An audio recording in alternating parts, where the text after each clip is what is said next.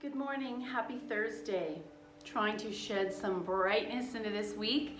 Thursday is often the cultural standard by which we start our weekend, and for some reason people give themselves permission to be more relaxed on Thursdays as if it were part of the weekend. So I thought, you know what, I'm going to go with the reading. Someone gave me this book, Eastern Thought for the Western Mind, Insights on Raja Yoga Meditation. And Raja or Rajastic we think of as usually, I'm the epitome of perfect Rajastic. Crazy, wild, big energy. And so the word meditation and Raja together seem almost like an oxymoron. I thought this was an interesting reading, and I thought I would share it with you. The power of silence, something I struggle with, I'm sure. It seems contradictory to speak or write about silence, because silence is really something to be experienced. In the experience of silence, we discover deep spiritual truths and we come to know our spiritual self. Silence grows within us, helping us to progress and develop into a very subtle way. Just like a seed, the flower is hidden in the seed is hidden in the earth. The sunlight touches the earth that warms the seed and the flower begins to grow. So there's that interconnectivity, trickle effect, domino effect. Like a seed, we're full of a great deal of potential. It is not really knowledge or discussion that will truly develop this potential. They help, of course, but it's the light of silence that penetrates very deeply and awakens our potential within, inspiring us to burst forth into flower. Silence is also a space that gives our mind oxygen, allowing the space for the creation of something new, filling life with power and strength. Unfortunately, in a conversation or with another human, silence gives space for creation, not always in a good way. Think about it in a relationship. Sometimes silence gives people time for their mind to wander and fill in this space, not necessarily positively. Everybody's religion nowadays is one of being busy. Everyone rushes around, doing something, providing something, showing something. And in that rush to be someone, we tend to forget the great power and miracle found in stillness. One aspect of meditation is that it teaches us to face life from the inside without external stimulation. It takes us to the point of stillness where we find the strength to change and heal our inner self. I feel like because we haven't been together for Shavasana in so long, that stillness is when I used to be alone with my thoughts. And your body was finally not doing. The act of undoing came about because the body wasn't doing, so the brain could be undoing. And then the Shavasana at the end of class was a great chance to assimilate all the things and bring together all that physical undoing so that, again, what's left behind, think about when you peel an egg or when you open a flower, the very center, what's left behind when everything falls away. It takes us to the point of stillness to find where the strength to change and heal the inner self. In a deep state of introspective, we clearly observe our thoughts, seeing our true motives. When we understand that our intentions are perhaps not quite right, then we are in a position to say to ourselves, hold on a minute. When we use silence to check our thoughts at that level, then we begin to realize that many of the things we're thinking about are not really worth thinking about. I shared a meme the other day. It was a picture of someone holding this massive boulder on their shoulders, and it said, it's okay to put it down and walk forward. And a lot of people struggled with that. A lot of backlash I got saying, well, no, we have to keep remembering the past. No, we don't. It's over, it's done, it's finished. There's so much living to move forward, and the same with our thoughts. If it's really plaguing you, write it down and move on. When we use silence to check our thoughts at that level, we begin to realize many of the things we're thinking about are not really worth thinking about. Put them down. At this point, we become spiritually economical, which in fact leads us to become very generous. So by letting go of all these other things, you start to think, what is worth hanging on to? A lot of precious energy is lost, both mentally and emotionally, on wasteful and negative thinking. 95% of our time is wasted on thinking about others. Not necessarily positively. We go on and on with a string of expectations. It's become like a hammer on demand of other people's heads. They don't even know we're thinking about them. Take a combination of expectations and demand, and what does it equal? Conflict. So this conflict, this little battle is going on in your mind of expectations you're putting on other people, of them letting you down, and this continual cycle, and they don't even know you're thinking about them. When we learn to become silent and to reflect on our own inner self, we start feeling satisfied with what we find inside, and there's a sense of contentment. And I'll read one more page quickly. We become more compassionate in our outlook and start accepting others for who they are. The more we're able to accept, the sooner we find that there is harmony in our relationships. We start saving energy and sparing our thoughts and sparing our words. This is accompanied by more patience, more tolerance, flexibility, easiness, and lightness. Silence teaches us the art of living. Silence can be misused to isolate oneself. But true positive silence gives us a balance between inner and outer worlds. Having explored our inner self, we collect our positive energy and then we become more aware of our qualities. Then these are expressed externally. We move our concentration to the inner self and then to the external world. Then we go inwards again in a circular motion. And I think that's where having a practice, whether it's meditation, sitting with your morning coffee, staring at your bird feeder, or your yoga class, one point of every day where you go within to let everything fall away. As we go into silence, we recharge our inner energies, become one with the self, heal ourselves, relax and release ourselves from negativity. There are so many benefits by simply stepping inside to meet your true self. As we draw out these riches and resources, what do we do with them? We share them and we give them out. And in doing, we receive and we learn. So there's that cycle, that circular cycle again. I wanted to continue with the shoulder work. I've had some great feedback from you guys who are having shoulder issues, and a lot of it's so fascinating. No matter how different our vocations are or why our shoulders hurt, it's a universal problem. Just as a retired friend was telling me that her shoulders were sore from gardening, doing something pleasurable, another friend says her shoulders are beyond painful from her career, trying to feed her family. So look at this, different cycles, different stages of life, different reasons why their shoulders hurt, but collectively we're having the same universal issues in our body. So let's lie down, we'll do some floor therapeutic work, and then we will continue the shoulders like we did yesterday. But in this case, I really want to focus on the opening piece of the chest, not just the shoulders. Coming to the mat, take your time, chin to chest, shoulders wide, the weight of your arms helps to open the upper rib cage, and then bring the head down. Let's take 5 big breaths here. Inhale 1, chest to the sky, shoulders grow heavier. Take your chin slightly to the sky to create that curve in your neck. Inhale 2, chest rises up, arm and shoulders grow heavy, and can you press your lower back down as well? And when I do that, I notice tension I'm holding in the front lines of my body, my hips. Inhale 3, chest to the sky, arms, shoulders, rib cage heavy. Exhale your whole back into the floor.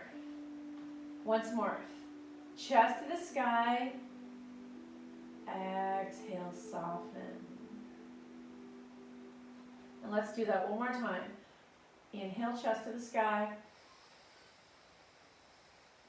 Exhale, melt into the floor. Slowly slide your legs straight. Let's take our arms to a more dramatic T. Legs can be a little bit wider. 5 breaths here. Let the pelvis and the shoulders be equally heavy and the back of the head. Inhale 1. Exhale.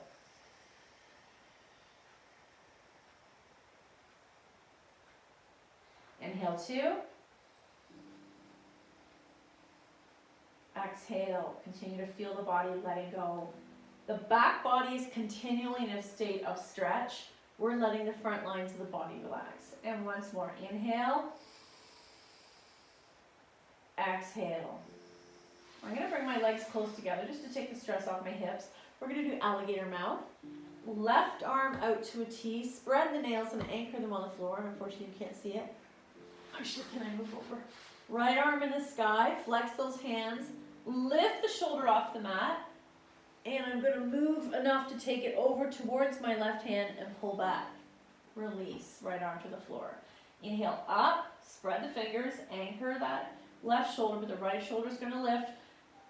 Try to touch your left arm. You might have to lift up and roll back. Is killing you.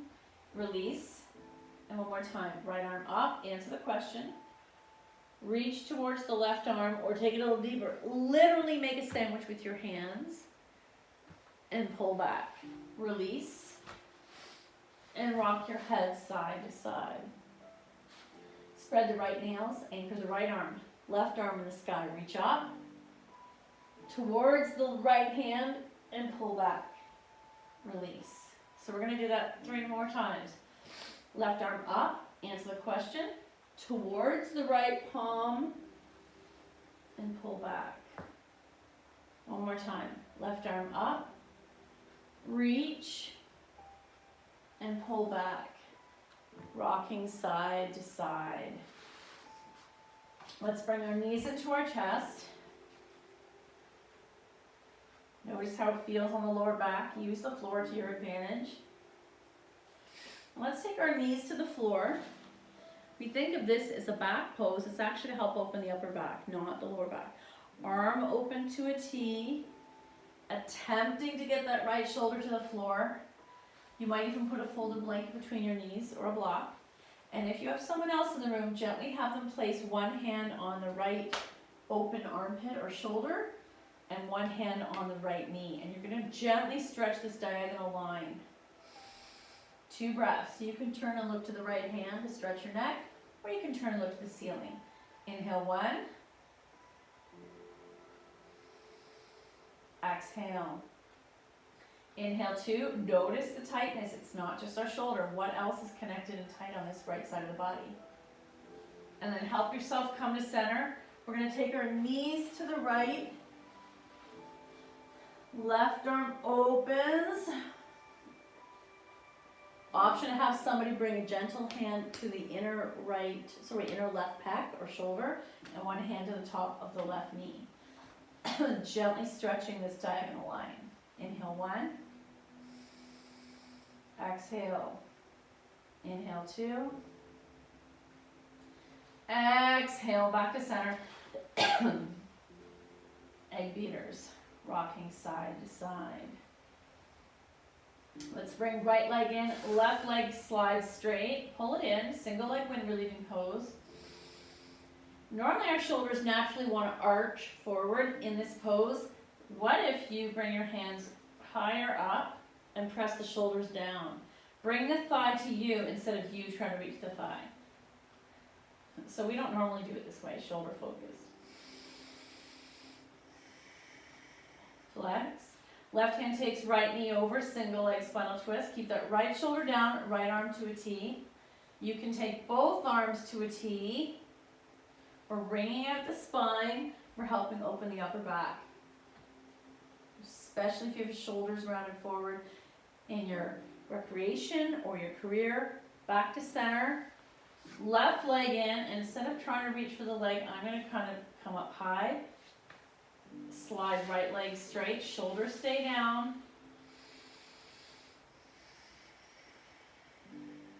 Right hand takes left knee over, single leg spinal twist.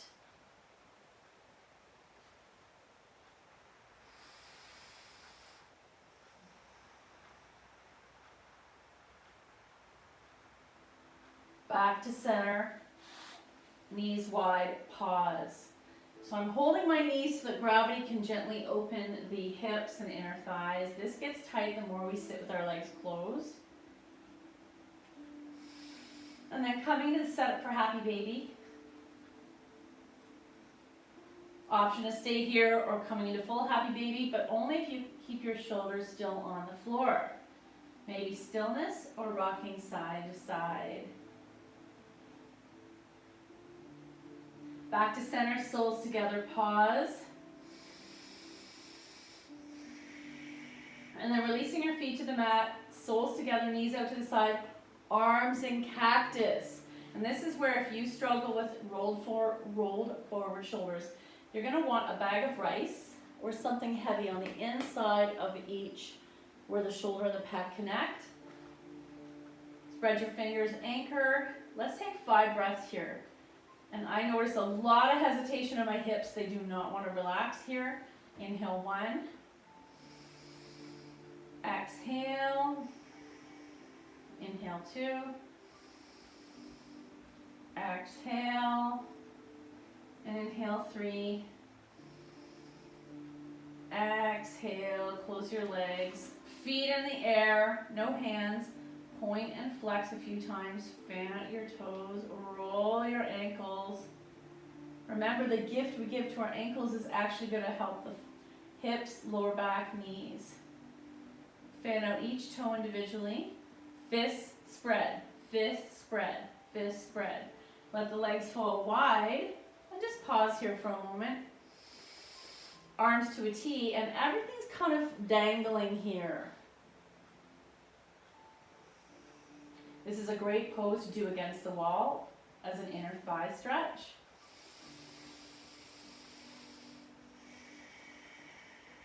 And then close your legs. Let's bring knees into chest. We're going to do quickly shoelace right over left.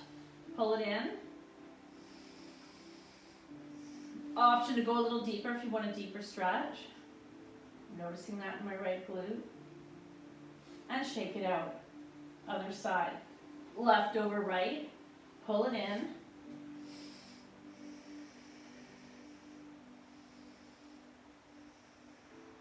And release, shake it out. So from here, before we go any further, let's roll into our belly. We don't do this pose very often. I love this pose for shoulders. I'm going to move over so I can see you. So on your belly, I'm going to move up. Right arm to a T. Hopefully you can see this okay. Spread the fingers. You're pressing into the floor. You do have the option of bringing it lower than your shoulder if to a T is too much. Legs are together. I'm going to press that palm down. And I'm going to come on my right side, my right ear. And I'm actually going to move my whole body over onto my right side. Look down, and you want to align the feet, ankles, thighs. Actually, I should start the other side. Ignore me. Left arm to a T. Right arm bent at the elbow, flex, feet are stacked. The action of rolling back is where I'm opening up this pec. This is intense for some people. Some of us, we're not stacked. I would like you to lift your head up a couple inches off the floor so you can see it's now in line with my spine. If I'm able to, some of it's core and balance, some of it is open left shoulder. Right arm in the sky. Now you can let it fall back. Oh my, if you want a deep stretch. It emulates when we do the stretch in the door frame. And come back out. I'm going to do the other side. First, I'm going to stack my hands. Windshield wiper. And did you notice how this shoulder exercise affected your lower back? Right arm to a T. Left arm bent at the elbow. Roll onto your right side of your body. For some of us, getting your breasts out of the way are fun. Feet are stacked, legs are straight, left arm bent at the elbow. Press the floor away in that left arm, head is lifted off the mat. Right palm presses into the floor. And the more I roll back, oh my, there's the pec stretch. Option to take left arm in the sky if you're balanced. Option to let it fall behind you.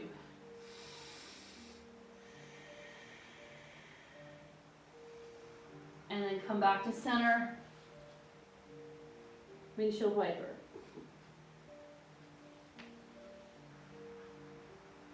And then let's come into our normal tabletop to continue our normal conventional practice. This is going to bug me if this isn't centered. Is that better? I'm a little OCD about some things. So coming into tabletop, often I will first do a toe stretch. Toe spread, leaning back, coming back to tabletop, palms under the shoulders, knees under the hips. Take a moment, look up. First cow. Maybe you wag your cow, maybe use a hula hoop, imaginary hula hoop. Coming back to tabletop, look up. Engage the core, so clench your belly, turn it to cat. Chin to chest, push the floor away. This forward back shinge, spinal extension and extension Flexion and extension is very good for your back as well. Up, down, up, down. Do this a few times, the spine flows in its opposite direction. Now we don't do this one often. Let's look to the left. Can you look to your foot? There's a tiny side stretch. Center, look to the right. Look to your right foot, center. And one more cat-cow. Look up and down. Tuck your toes. And actually, one more thing, we did this yesterday, love it. Left arm to a T, slowly open. We're not going to do thread the needle, I just want you to do the opening and come back down. 2 more times. Flex and open them. Stack if that's available to you in your upper back. And come back down. 1 more time. Flex and open. Come back down. Right arm to a T. Flex and open. Wow, this is my mouse computer side. Definitely tighter. Flex and open, and you can use your eyes, stare at the hand so that your eye muscles get some yoga too. And once more, flex and open. Back to center, tuck your toes. Let your head go, knees bent. Grab your elbows and sway. So, arms to the side, rise up. Some of you who know Mara from yoga, and from book club, you'd be happy to know she finished her thesis. She spent over a whole year writing it, 350 pages. I don't know if she has to defend it still or not. I'm going to brag about her because I can't imagine how much work that was. For a big chunk of that time, she was still doing her normal psychology practice, her career. So let's do our sun salutations. Today I want you to really focus on upper back opening, heart opening, and the idea that you're almost showing off your chest. If you think about it, pretend my heart is here. Right behind it is this place where our spine is the most locked often from this lifestyle. Inhale, arms up. Exhale, fold. Half back, fold, plant. 1 breath, sleeping cobra. Inhale. Exhale, pick up your heart. Press back, downward dog. Pedaling. While we're here, let's try to take right hand and grab left calf and pull. And I want you to feel that behind the right shoulder. Maybe even look up at your left hip. Back to center. Pedal. 1 more time. Heels can be dropped or lifted. Left hand's going to take right calf and pull. Look up at your right armpit. And back to center. Right foot forward, left foot back. High lunge. Press into the floor. Come into cactus. So we did this yesterday as our hallelujah version. Leaning back as far back as your body can take this. This feels amazing.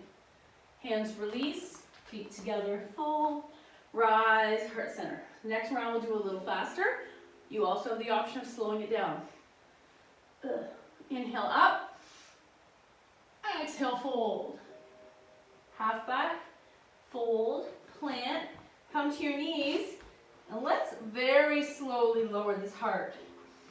I'm going to untuck my feet, lay the tops of my thighs down, then my pelvis. It's almost like a slow motion cobra.